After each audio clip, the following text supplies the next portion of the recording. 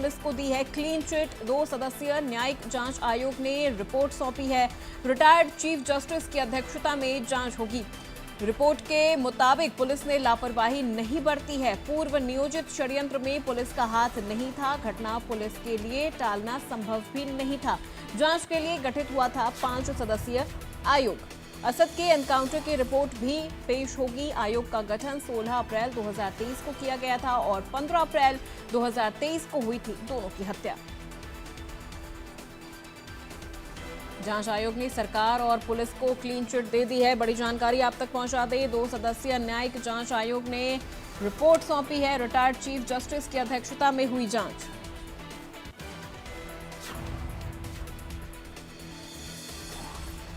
लखनऊ से बड़ी खबर, अतीक अशरफ हत्याकांड से जुड़ी ये बड़ी जानकारी विधानसभा में पेश की गई। जांच आयोग की रिपोर्ट। जांच आयोग ने सरकार और पुलिस को क्लीन चिट दी है। 2 सदस्यीय न्यायिक जांच आयोग ने रिपोर्ट सौंपी है और रिटायर्ड चीफ जस्टिस की अध्यक्षता में जांच हुई है।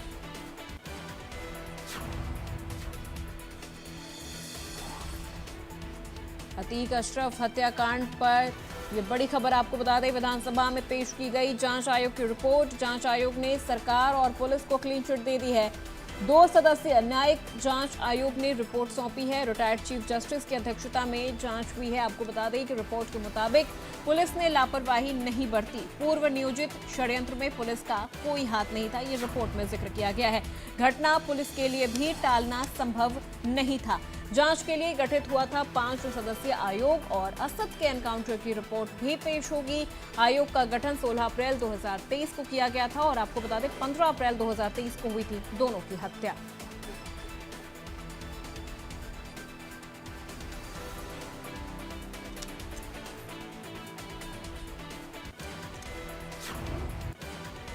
और चलिए सीधे रुक करते हैं हमारे संवाददाताओं का। हमारे ब्यूरो चीफ अमलेंद्र सिंह हमारे साथ जुड़ चुके हैं लखनऊ से। सीधे उनका रुख करते हैं और जानते हैं इस पूरे मामले पर।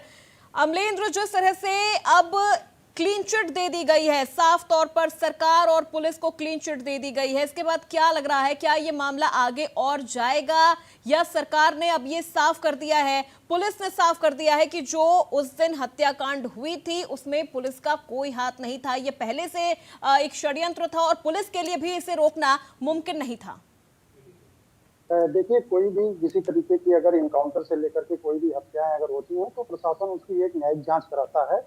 अपूर्वा ये हमेशा से चलता हुआ रूल था। लेकिन इस मामले में लगातार जो है, क्योंकि ये लाइव मर्डर था, उस तरीके से जो जांच का एक पहलू था ये बैठाना सरकार के लिए जरूरी था, क्योंकि लगातार आरोप लग रहे थे कि ये पुलिस द्वारा सुनियोजित हत्या का साजिश था। विरोधी पार्टी जो है इस पर हमेशा सवाल खड़ा करते रहे। लेकिन इसकी जांच के लिए सीएम की तरफ से जो एक निर्देश था कि इसकी जांच किया जाए, न्यायिक मजिस्ट्रेट की 5 सदस्यीय टीम थी जो दिलीप घोष साहब के नेतृत्व में हो रही थी। उन्होंने जो जांच किया है, लंबे समय से ये लंबा जांच भी चला है और एक हर पहलू से जांच किया गया है और उसमें ये भी सुझाव दिया गया है। जांच रिपोर्ट पेश होने के बाद जो सदन में पेश हुआ है उसमें एक पहलू ये भी है कि इसको जो है कभी भी कोई भी जांच के दौरान कोई भी मीडिया इसको ट्रायल के रूप में न चलाए और मीडिया को इस तरीके से एक तरीके से नसीहत भी इस रिपोर्ट में दी गई है कि आप इसको जो है ट्रायल के रूप में न चलाइए, जांच प्रभावित होता है, हम किस जगह पे जा रहे हैं, कहाँ हमारी टीम पहुंच रही है, किससे हम पूछताछ कर रहे हैं, इन चीजों को किनारे रखने के लिए उन्होंने मीडिया को एक गाइडलाइन भी दिया था। पूरी जांच मीडिया के गाइडलाइन से कर रहा है, इसको कोई कवरेज नहीं किया है क्योंकि पहले से प्रश्न था ऐसा। और रही बात जांच रिपोर्ट की, तो जांच रिपोर्ट सबमिट करने के बाद इस जांच रिपोर्ट में सीधा ये दिया गया है कि कोई पूर्व सुनियोजित जो है इस तरह का कोई हत्या करने की साजिश नहीं रही है, क्योंकि सारे पुलिसकर्मियों का फोन कॉल डिटेल और सारे वहां अगल बगल में जितने थे सबका ट्रेस किया गया था। कोई इस तरह की यहाँ से भी कोई संभावना जो नजर नहीं आई पुलिस को, जांच टीम को कोई भी मतलब कमी नहीं नजर आई, जिसकी वजह से इन्होंने पूरे मामले को क्लीन चिट दिया पुलिस के ऊपर जो अब तक आरोप लगते रहे हैं। रही बात इस पूरे जांच की, तो जांच में जो 5 सदस्यीय कमेटी थी उन्होंने अपने अपने तरीके से जांच किया है। सारी रिपोर्ट घोष साहब के पास आई, घोष साहब ने उसको सबमिट किया, देखा, सारे लोगों ने सबमिट करने के बाद घोष साहब ने उसको खुद देखा, पढ़ा, एनालिसिस किया। एनालिसिस करने के बाद सारे रिपोर्टों की एक कंपाइल फाइल बनाई है, फिर उसको सदन में पेश किया है कि ये पुलिस में इसका कोई भी रोल नहीं रहा है, पुलिस इसमें इस हत्या में कहीं से भी शामिल नहीं रही है, इसका कहीं से भी कोई लिंकअप नहीं रहा है। इसी वजह से ये पूरे भी मर्डर को जो है, इनके जो है हत्या है जो इसकी हुई है अतीक और अशरफ की, उसको पुलिस वालों को निर्दोष पूरे इस क्लीन चिट में दिया गया था। जी, बिल्कुल हमारे साथ अमित भी जुड़े हुए हैं प्रयागराज से।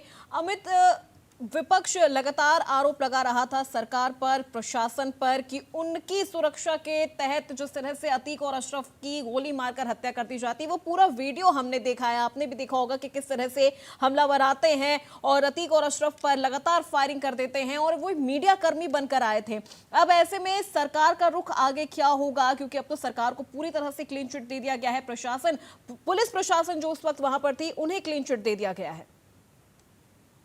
जी बिल्कुल, जिस हिसाब से मर्डर हुआ था प्रयागराज में, ऐसा मर्डर कभी देखने को नहीं मिला था, न सुनने को मिला था कि पुलिस कस्टडी रिमांड के दौरान जिस समय उसको मेडिकल कराने के लिए अतीक अशरफ को ले जा रही थी पुलिस, उसके बाद 3 जो शूटर्स थे, लवलेश तिवारी, सनी और अरुण मौर्य, ये तीनों लोगों ने अंधाधुंध फायरिंग करके दोनों अतीक और अशरफ को मौत के घाट उतार दिया था कालविन हॉस्पिटल में। उसके बाद से ही लगातार विपक्ष जो था वो हमलावर था कि ये पुलिस कस्टडी में हत्या कराई गई है, ये पुलिस की सरकार की मिलीभगत है, जिसके बाद सरकार ने कहा था कि इसकी न्यायिक जांच कराएंगे। जो चीफ जस्टिस से रिटायर्ड दिलीप बाबा साहब भोसले, उनके अध्यक्षता में पूरी एक टीम बनाई गई थी, जिसमें जज थे, उसमें और भी कई सदस्य भी उसमें बनाए गए थे। उन सभी ने जांच करी, यहाँ पे लंबे समय तक जांच हुई, यहाँ पूरा कैंप बना दिया गया था, उसमें मीडिया कर्मियों के बयान हुए थे उस समय जो मौजूद थे, वहाँ आसपास लोगों के बयान हुए, साथ ही जो पुलिस कर्मी थे उन सबके बयान हुए, साथ ही सीडीआर निकाली गई, सीसीटीवी देखे गए, सब मतलब हर एक पहलू की गहनता पूर्वक जब जांच करी गई, जांच करने के बाद उसके बाद ये जो रिपोर्ट वो तैयार हुई और तैयार होकर ये अब पेश हो गई, जिसमें साफ है कि सरकार का इसमें कहीं से कोई रोल नहीं है और पुलिस कर्मी को भी कोई नहीं अंदाजा था कि अचानक, क्योंकि एक अचानक से इस तरह से मर्डर हुआ था जिसको लोग सोच भी नहीं सकते कि अचानक कैसे, हम लोग खुद नहीं सोच पा रहे थे कि हम लोग को भी यकीन नहीं हो रहा था कि माफिया, एक ऐसा माफिया जो जिससे लोग खुद डरते हो, उस माफिया को कौन मार सकता है जी। लेकिन जब देखा गया, उसका लाइव फुटेज आया, तो उसके बाद साफ हो गया कि किस तरह से गोलियों से छलनी करके घूम दिया गया। उसके बाद उसमें ये था कि बिल्कुल अमित, वो तस्वीरें अभी भी हमें याद है, हमारे जहन में वो तस्वीरें हैं कि किस तरह से पुलिस कस्टडी के दौरान इन दोनों की हत्या कर दी जाती है। अमलेंद्र, मैं यहाँ आपसे समझना चाहूंगी कि जिस तरह से अब तो सरकार को क्लीन चिट मिल गया है, पुलिस प्रशासन को क्लीन चिट मिल गया है, तो क्या अभी भी विपक्ष के पास इस पूरे मुद्दे को भुनाने के लिए कोई और विकल्प हो सकता है? देखिए अपूर्वा, सबसे बड़ी चीज है कि हाईकोर्ट है, हाईकोर्ट के बाद सुप्रीम कोर्ट है, तो एक ऑप्शन सुप्रीम कोर्ट का खुला होता है। लेकिन जो एक 5 सदस्यीय टीम का गठन जो सरकार की तरफ से किया गया, अपने आप में सवाल सबसे बड़ा यही है कि अगर आप 5 सदस्यीय टीम से गठन से अगर आप संतुष्ट नहीं हो तो इससे बड़ा गठन नहीं होता है, और अगर इससे बड़ा गठन होता भी है तो आपको सुप्रीम कोर्ट के पास जाना पड़ेगा। सुप्रीम कोर्ट अगर अनुमति देगा आपको, तब फिर आप आगे की कार्रवाई के लिए होंगे। नहीं, अगर सुप्रीम कोर्ट नहीं इससे अनुमति देता है, हाईकोर्ट के फैसले को इनको अगर चैलेंज करना होगा, तब इनको सुप्रीम कोर्ट जाते हैं। बात सुप्रीम कोर्ट के पाले में रहेगी कि अगर इस जांच से ये संतुष्ट है कि नहीं है।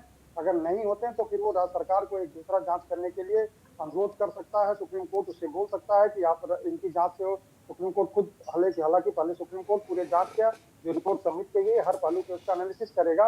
एनालिसिस करने के बाद ही वो राज्य सरकार को एक दे सकता है कि इनकी किसी अन्य जो है कमेटी से जांच कराई जाए या फिर किसी अन्य एजेंसी से जांच कराई जाए, वो पहलू हो सकता है। लेकिन सुप्रीम कोर्ट पहले फिलहाल पूरा रिपोर्ट एनालिसिस करने के बाद ही कोई निर्णय दे सकता है। ऑप्शन में सुप्रीम कोर्ट हमेशा खुला रहेगा।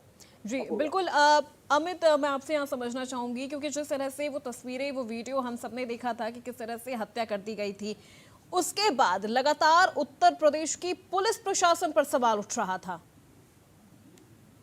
जी बिल्कुल, जिस हिसाब से मर्डर हुआ उसके बाद लगातार कानून व्यवस्था के ऊपर सवालिया निशान खड़ा हो गया था कि पुलिस कस्टडी रिमांड के दौरान कैसे किसी की हत्या हो सकती है। अगर हुई है तो ये कानून व्यवस्था को खुला चैलेंज था, जिसके बाद से लगातार विपक्ष हो चाहे आम लोगों के अंदर भी यही था कि पुलिस की कहीं ना कहीं संलिप्तता होगी या सरकार का कहीं ना कहीं संरक्षण रहा होगा। इन्हीं सब आरोपों को देखते हुए लगातार जिस हिसाब से उठ रहे थे, तो सरकार ने कहा कि इसकी एक निष्पक्ष जांच कराएंगे। न्यायिक आयोग का गठन किया गया, न्यायिक आयोग ने पूरी इसकी जांच करी। जांच में पाया कि ये कहीं से भी इनका कहीं से रोल नहीं है, ये एक एट्रेंडम घटना है। इसमें एट्रेंडम में कह सकते हैं जो शूटर्स है वो सुनियोजित हो सकते हैं, लेकिन पुलिस और प्रशासन के तौर से वो एट्रेंडम घटना थी, सरगम चांसेस के तौर पे ही देखी गई, ना कि उनका उसमें इन्वॉल्वमेंट था, जिस हिसाब से लगातार आरोप प्रत्यारोप लग रहे थे, जिससे अब ये साफ हो गया है कि कहीं से भी पुलिसकर्मी उसमें इन्वॉल्व नहीं थे और कहीं से भी सरकार का कहीं कोई रोल नहीं रहा, जिसके बाद अब जो ये लगातार जो सवाल उठ रहे थे उस पर अब पटाक्षेप हो गया है।